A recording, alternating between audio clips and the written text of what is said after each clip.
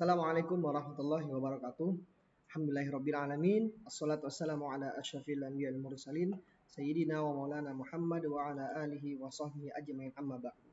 Pertama-tama marilah kita panjatkan puji syukur kita kehadirat Allah Subhanahu wa taala karena nikmatnya dan taufiknya sehingga kita bisa bertemu pada pertemuan kedua ini dalam pembelajaran PAI, yaitu masuk pada bab 9 kriteria makanan dan minuman yang halal dan haram. Jadi nanti di sini akan kita bahas kriteria makanannya halal seperti apa, yang makanannya haram seperti apa. Baik, langsung saja kita akan masuk. Yang pertama, sekarang silakan diingat ya, semuanya silakan diingat. Ini ada gambar ya. Dia bernama Nahal ya. Si Nahal ini seorang lebah ya. Dia itu mencari makanan untuk membuat madu di sarangnya. Karena yang dibikinnya adalah madu, maka pastinya dia mencari bahan-bahan untuk membuat madu itu dengan bahan yang baik. Artinya dia mencari makanan dari sari-sari bunga itu, memilih ya yang paling baik. Jadi Nahal ini nama panjangnya adalah An-Nahal, mempunyai pasukan 114 lebah. Jadi di sarangnya itu ada 114 lebah. Ketika dia mencari makanan bersama pasukannya, dia selalu ingat pasukannya untuk mencari makanan dan minuman yang halal lagi baik. Nah, itu ya.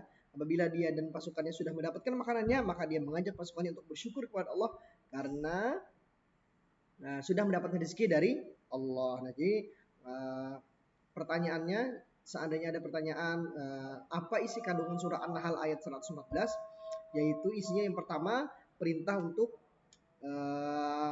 mengonsumsi makanan yang halal lagi baik. Kemudian yang kedua adalah untuk bersyukur kepada Allah. Ini ayatnya. Kemudian yang satunya ada lagi ayat tentang makanannya halal, yaitu pada surah Al-Maidah ayat 88. Wa kulu mimma razaqakumullahu halalan thayyiban wattaqullaha alladzi antum bihi mu'minun. Bedanya sedikit aja. Kalau di sini fakulu mimma razaqakumullahu halalan thayyiban washkuru ni'matallahi in kuntum iyyahu ta'budun. Ini. Kemudian di sini Ustaz sudah rangkumkan isi kandungannya. Nah, ini dia yang Ustaz sebutkan tadi.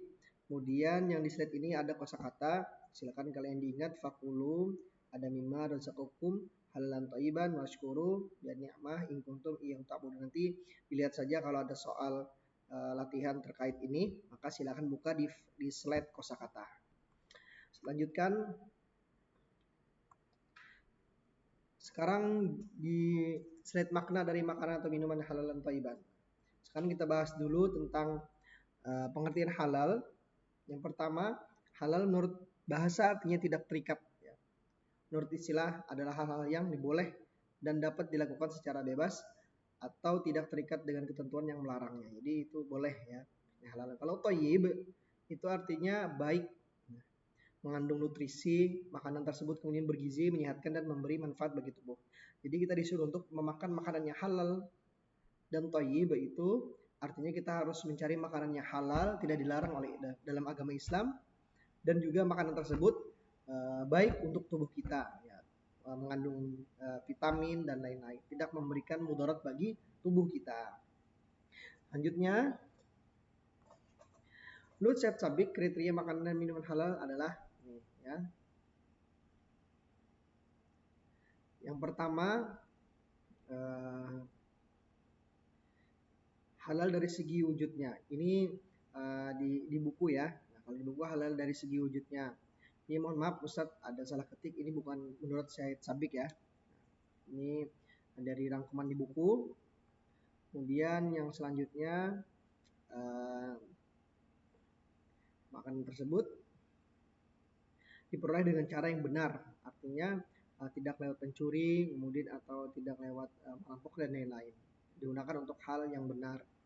Kemudian yang terakhir yaitu halal dalam proses mengolahnya. Artinya ketika kita mengolah makanan, caranya pun dengan cara yang halal. Misalnya ketika mau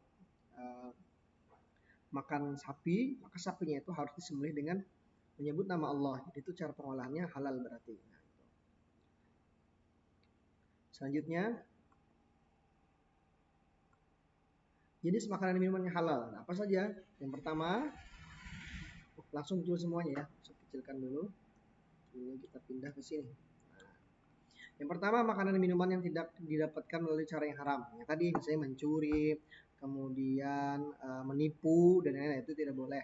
Ya, jadi makanan yang tidak didapat melalui itu maka halal saja. Kemudian yang kedua, makanan dan minuman dari tumbuhan dan hewan yang hidup di air. Misalnya ikan, udang, cumi-cumi. Bahkan kata Nabi bangkai ikan pun tetap halal asal tidak memberikan mudarat untuk kita. Misalnya ada bangkai ikan, misalnya kita di perjalanan tidak ada makanan melihat ada bangkai ikan, boleh kita ambil, kita cuci, kemudian kita goreng, boleh ya. Karena itu halal. Penting bangkai tersebut memang dari ikan ya yang hidup di air. Kemudian yang ketiga, makanan dan minuman yang bergizi tidak berbahaya bagi tubuh. Kemudian makanan dan minuman yang tidak bercampur dengan makanan atau minuman yang haram. Misalnya beli kopi, beli minuman teh misalnya, Thai tea. Tapi ternyata di sana ada alkoholnya, sengaja dibuat, tidak boleh. Kemudian ada roti misalnya atau ada cake, tapi itu ada rumnya, itu jangan dimakan ya. Karena ada mengandung zat yang diharamkan. Kemudian yang kelima, makan minuman olahan dari hewan yang tidak dilarang. Misalnya mau olah ceker setan misalnya, ya namanya diganti lah misalnya. Ceker pedas misalnya, ceker pedas banar misalnya. Tidak boleh kita membuat ceker, tapi cekernya dari hewan yang diharamkan misalnya ceker elang, kan boleh elang kan binatang buas, tidak boleh. Kemudian bikin sate ular, tidak boleh. Kemudian bikin nasi goreng belatung bawang putih misalnya, tidak boleh ya, karena itu memudaratkan. Kemudian makan minuman yang tidak menjijikan atau kotor, tidak boleh ya. Kemudian makanan dan minuman yang disebutkan Allah Subhanahu wa taala Rasul dalam Al-Qur'an dan hadis. Ada beberapa hewan-hewan yang itu tidak boleh dimakan. Di hadis ini nanti ada di slide-nya akan dijelaskan.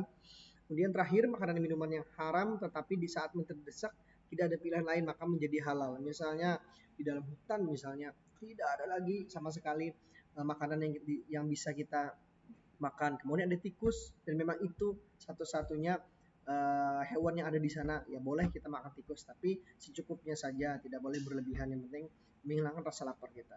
Seperti itu. Allahu a'lam bishawab. Kemudian selanjutnya,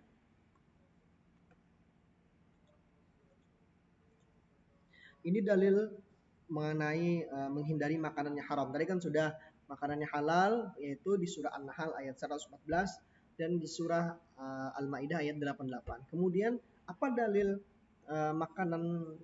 larangan makanan haram, yaitu ada di surah Al-Maidah ayat 3. Diharamkan bagimu memakan bangkai, darah, daging babi, daging hewan yang disembelih atas nama selain Allah, yang tercekik ya, yang tercekik, yang dipukul, yang jatuh, yang ditanduk, dan yang diterkam binatang buas, kecuali sempat kamu menyembelihnya, dan diharamkan bagimu yang disembelih untuk berhala. Jadi misalnya ada makanan, misalnya ada binatang, misalnya ada kambing, ditabrak mobil misalnya mau sekarat, kita sembelih dengan menyebut nama Allah, maka itu halal. Tapi kalau yang kada sempat kita sebutkan nama Allah, kada sempat disembelih, matinya langsung kita makan, itu kada boleh, haram ya. Dan diharamkan juga mengundi nasib dengan anak panah. Mengundi nasib dengan anak panah itu adalah kefasikan. Di sini ada, dan diharamkan bagimu yang disembelih untuk berhala, misalnya anak ujian nasional, kemudian bawa ayam hitam misalnya ke dukun, kemudian kita sembelih, kita niatkan supaya kamu nanti dapat nilai 100, itu kan boleh, berarti niat menyembelihnya ada sesuatu yang disyirikan, jadi tidak boleh, haram itu ayamnya untuk dimakan, perbuatannya haram, ayamnya haram juga. Selanjutnya, perilaku konsumsi makanan dan minuman yang halal serta menjauhi yang haram. Bagaimana perilakunya? Yang pertama, selalu membaca basmalah. Nah, ini ya sebelum makan. Kemudian mengonsumsi makan dengan tidak berlebihan. Kemudian menghindari makan yang menjijikan atau jorok. Nah, misalnya sudah basi dimakan tuh kada boleh lah, karena berbahaya. Kemudian menghindari makanan yang berbahaya bagi kesehatan ya tadi. Kemudian memastikan label kehalalannya. Jadi nanti pastikan kalau misalnya pengen jalan-jalan ke luar negeri misalnya, nah, dilihat di sana restorannya ada tulisannya makanan halal. Kalau ada halal, boleh saja gitu. Tapi kalau bercampur biasanya ada makan halal, ada makan haram. Jadi bagusnya itu saran Ustadz cari saja makanan yang memang menyajikan makanan yang halal, karena kita tidak tahu ketika di dapur ketika memasak apakah makanan yang haram itu dicampurkah ketika memasaknya, atau misalnya tempat memasaknya itu sama alatnya. Nah, misalnya menggoreng babi dengan rinjing ini, menggoreng ayam dengan rinjing itu juga. Nah, berarti kan itu nanti bahaya, ada zat-zat yang dari makanan haram itu masuk ke makanan yang halal. Jadi disarankan untuk mencari restoran yang memang menyajikan makanan yang halal, itu ya. Selanjutnya kategori pembagian makanannya haram, ya. Makan dulu sini ya.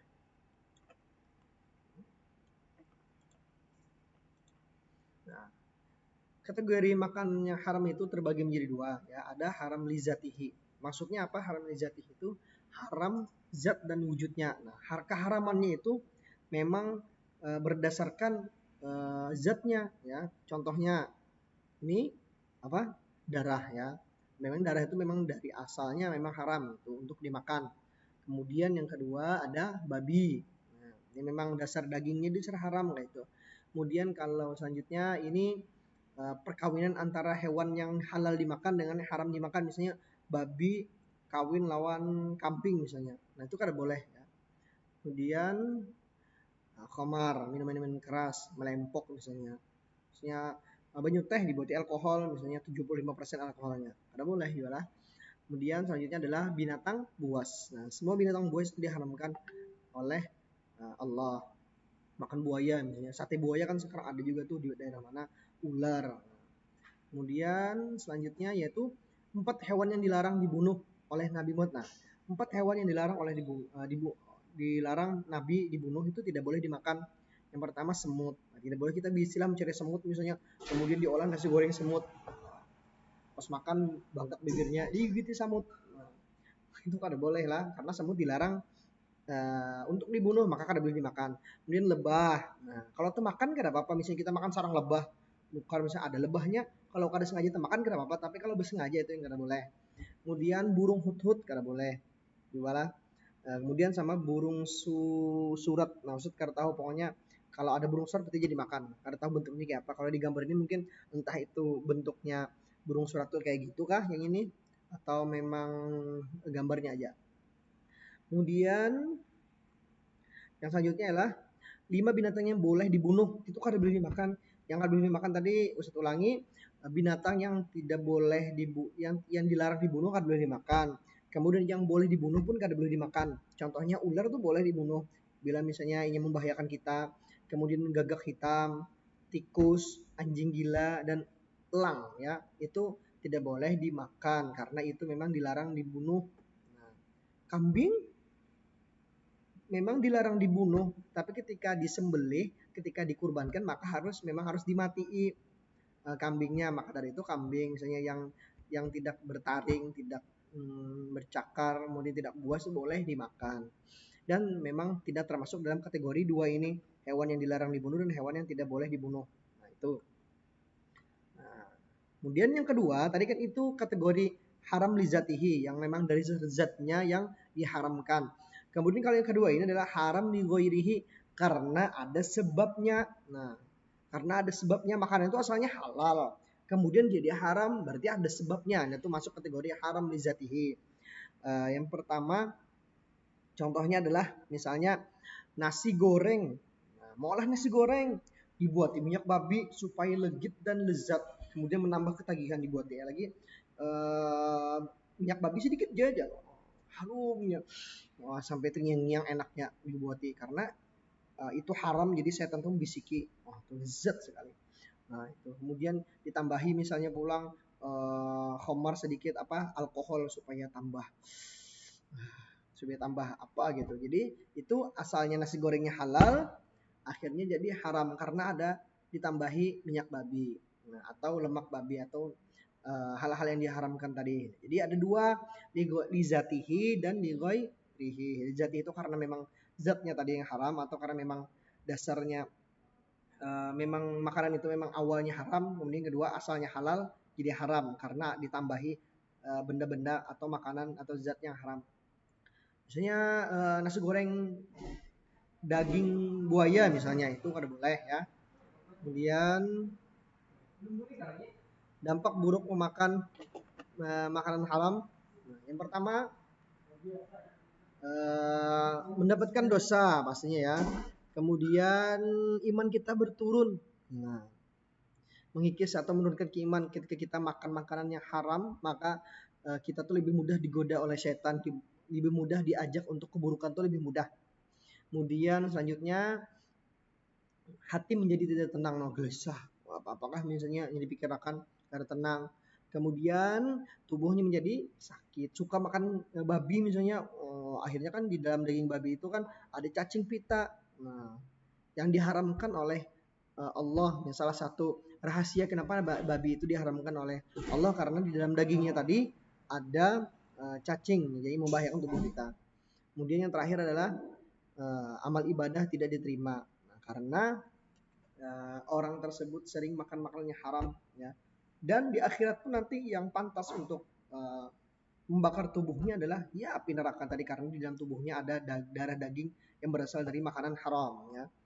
Selanjutnya hikmah mengonsumsi makanan halal. Nah, jadi ketika kita mengonsumsi makanan halal, apa hikmahnya? Yang pertama, nah iman akan naik, tadi kebalikannya tadi. Kemudian selanjutnya agar doa lebih cepat dikabulkan, artinya doa kita dikabulkan Allah lebih cepat. Kemudian lebih mudah kita melaksanakan perilaku terpuji. Nah, kemudian yang keempat, mendapatkan ketenangan hati. Tadi kebalikannya, kalau makanannya haram, hati menjadi tidak tenang.